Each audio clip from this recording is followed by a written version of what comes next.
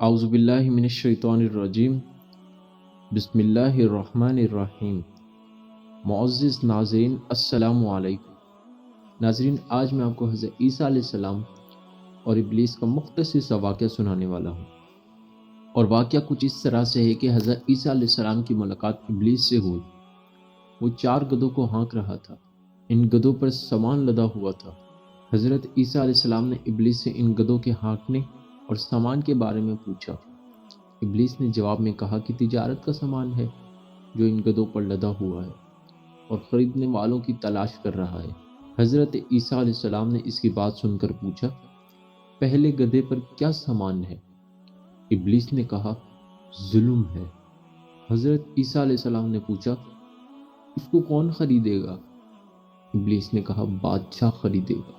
تو حضرت عیسیٰ علیہ السلام نے دوسرے گدھے کے بارے میں پوچھا کہ اس پر کیا لدا ہوا ہے؟ ابلیس نے کہا کہ اس پر حسد ہے۔ حضرت عیسیٰ علیہ السلام حیران ہوئے اور پوچھا کہ اس کو کون خریدے گا؟ تو شیطان نے کہا کہ اس کو علماء خریدیں گے، یعنی اس کو عالم خریدیں گے۔ پھر حضرت عیسیٰ علیہ السلام نے پوچھا، یہ تیسرے گدھے پر کیا لاد رکھا ہے؟ شیطان ابلیس نے کہا کہ اس پر خیانت ہے۔ حضرت عیسیٰ علیہ السلام نے فرمایا، اس کو کون خریدے گا؟ شیطان نے کہا کہ اس کو تاجر خریدیں گے۔ پھر چوتھے اور آخری گدھے کے بارے میں پوچھا کہ اس پر کیا لاد رکھا ہے؟ ابلیس نے کہا کہ اس پر مکر و فریب ہے۔ حضرت عیسیٰ علیہ السلام نے پوچھا کہ اس کو کون خریدے گا؟ شیطان نے کہا کہ اس کو عورتیں خریدیں گی۔